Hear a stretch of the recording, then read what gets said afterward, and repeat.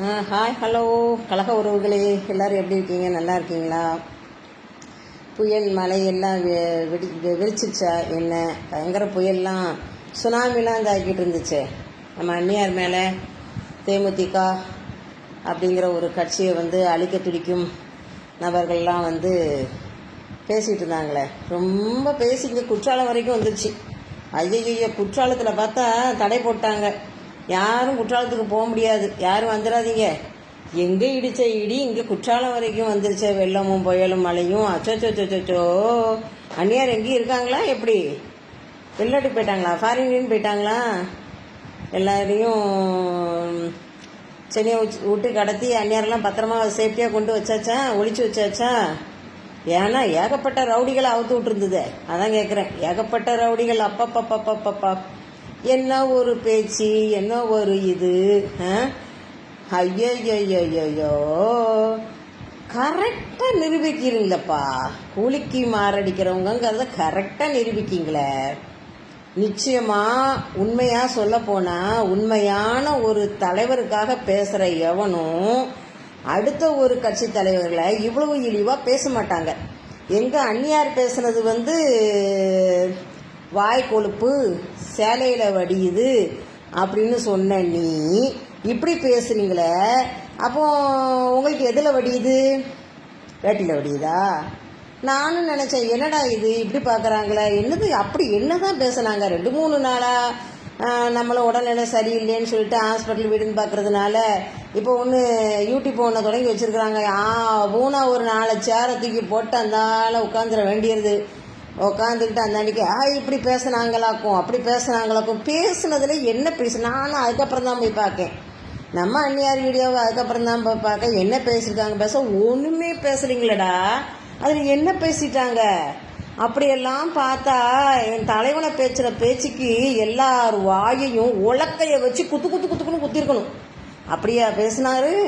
என் தலைவரை என்னம்மா பேசுனீங்க? எல்லாரும் கொஞ்சமாக பேசி பேசி பேசி பேசியே தான் இன்னைக்கு அந்த நிலைமைக்கு உள்ளுக்கு கொண்டு வச்சிருக்கீங்களே தவிர, அவர் புதைக்கப்படவில்லை, விதைக்கப்பட்டுள்ளார். அதை மனசில் வச்சுக்கோங்க. அவர் புதைக்கப்படலை, விதைக்கப்பட்டிருக்கார். விதைக்கப்பட்டது எங்கள் அந்நியார் மூலமாக பேசிகிட்டு இருக்காரு.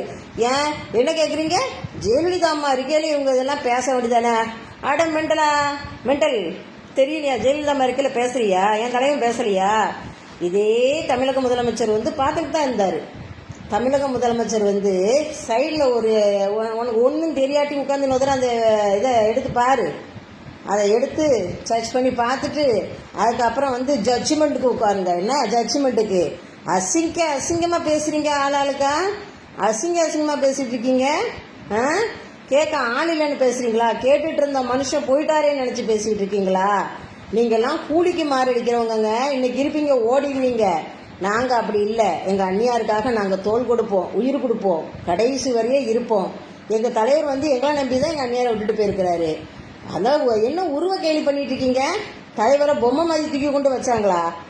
ஹலோ, தலைவர் எப்பேற்பட்டவர், எப்படிப்பட்டவர்? யார் பொம்மை மாதிரி தூக்கி கொண்டு வச்சா? சொல்கிறல்ல, இந்த பொம்மை மாதிரி தூக்கி கொண்டு வச்சிருக்கேன்னு என்ன சொன்னாங்க அந்நியார்? என்ன சொன்னாங்க? உடல்நிலை சரியில்லை, தமிழக முதல்வருக்கு உடல்நிலை சரியில்லை, அதனால் அவருக்கு கொஞ்சம் கை கால் நடுக்கம் இருக்குது, அதனால் பேண்ட் சட்டை போட்டு வந்ததுனால தெரிய மாட்டேங்குது.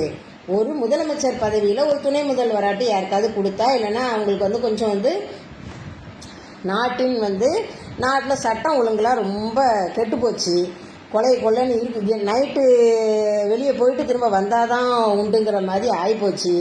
இந்த ஆட்சி எப்போ உள்ள இராணுவ ஆட்சி மாதிரி நடந்துகிட்டு இருக்கா. இராணுவ ஆட்சியை ஏற்று கூட பேசக்கூடாதா? என்னது நன்றி இல்லை? என்ன நன்றி இல்லை? அவர் அவ்வளோ மரியாதை கொடுத்தாரு அவர் வீட்டுக்கார். அட பாவிகளா, எப்படி 3வது மனுஷனை பேசுன மாதிரி பேசுறீங்க? பக்கத்து வீட்டுக்காரனை பேசுன மாதிரி பேசுறீங்க? எப்பேற்பட்ட மனுஷனை அவர் வீட்டுக்காரன்.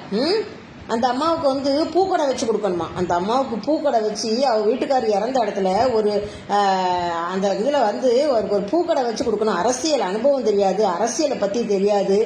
ஒருத்தங்க உறக்க பேசிட்டா அவங்களுக்கு தெரியாது, என்ன பம்மிக்கிட்டே இருக்கணும், பேசிட்டா தெரியாது.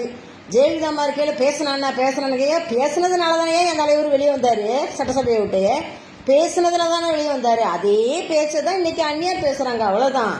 அதான் மறுபடியும் சொல்கிறேன், கேப்டன் வந்து புதைக்கப்படலை, விதைக்கப்பட்டிருக்கார், வருவார். என்ன சுடிதார் போட, இந்த அம்மாவுக்கு சுடிதார் போட வேண்டியது, இந்த அம்மாவுக்கு சுடிதார் ஏன், இந்த அம்மா சேரீயை கட்டிட்டு வருதுல்ல, மாடர்ன் ட்ரெஸ் போடுறதுக்கு ஆசை. அட மெண்டல் மாதிரி பேசுறீங்களா, மெண்டல் பெரியங்களா, மெண்டலா லூசுகளா நீங்கள். இந்த காலத்தில் வந்து மாடர்ன் ட்ரெஸ் போடுறதும் சுடிதார் போடுறதும் ஒரு அதிசயமா? ரோடை க்ளீன் பண்ணுறவங்க கூட இப்போ வந்து இது இப்படி சுடிதார் தான் போட்டு வராங்க. சுடிதார் போடுறதுக்கெலாம் ஆசை வேண்டாம், கட்டியா? சுடிதார் போடுறது ஆசைலாம் வேண்டாம். படிக்க அவங்களும் அதே மாதிரி வந்து எங்கேயும் ரோட்டோரத்தில் நீ சொன்ன மாதிரி பூக்கடை வச்சு பொழைச்சவங்க கிடையாது. அவங்க குடும்பமும் எப்பேற்பட்ட குடும்பம். என்ன பைசாக்காக இந்த ஆளை வம்பாக்கிட்டார். நீ ஏன் பக்கத்தில் போய் பார்த்த? பைசாக்காக அந்த ஆளை வம்பாக்கினத இன்னி வரைக்கும் ஒரு வீடை 10 வருஷம் 15 வருஷமாக கட்டி முடிக்கப்படாமல் இருக்குது அந்த வீடு. அவ்வளோத்தையும் இடித்து தள்ளினதுக்கு அப்பவும் கூட இடித்து தள்ளிட்டு கல்யாண மண்டபத்தை இடித்து தள்ளி இன்னைக்கு ஒன்றும் இல்லாமல் என் தலைவன் பாதையில் சிங்கம் போல உட்காந்துட்டாரு, அது வேற பிரச்சனை. ஆனால் அதை இடித்து தள்ளிட்டு ஒன்றும் இல்லாமல் ஆக்கி அத்தனை கோடி ரூபாயும் வம்பாக்கி விட்ட அப்பவும் கூட ஃபாரினுக்கு மெனக்கிட்டு வெளிநாட்டுக்கு ட்ரீட்மெண்ட்டுக்கு போயிருந்த மனுஷன் வந்திருக்காரு. வந்து அதெல்லாம் பார்க்கலையா? நன்றி நன்றி நன்றின்னு பன்றி மாதிரி பேசுறீங்களே, அந்த நன்றி எங்க? அந்த நன்றி கடனாக தான் முதலமைச்சர் கூட வந்தார். முதல்வர் கூட வந்து தலைவருக்கு செய்யக்கூடிய காரியங்கள்லாம் செஞ்சு கடைசி இறுதி வரை முடிக்கிற வரைக்கும் இருந்துட்டு போனார. அந்த நன்றிக்கு வந்து அதுதான் நன்றி விசுவாசம் அப்படின்னு சொல்றது எது? என் தலைவர் வந்து எப்படி வந்தாரு? தன்னால முடியலை, நடக்க முடியலை, மூசுன்னு அழுதுட்டு வந்தாரு. எப்படி அழுதுட்டு வந்தாரு? அவரால் அழுகையை கட்டுப்படுத்த முடியலை. கட்டுப்படுத்த முடியாம அழுகை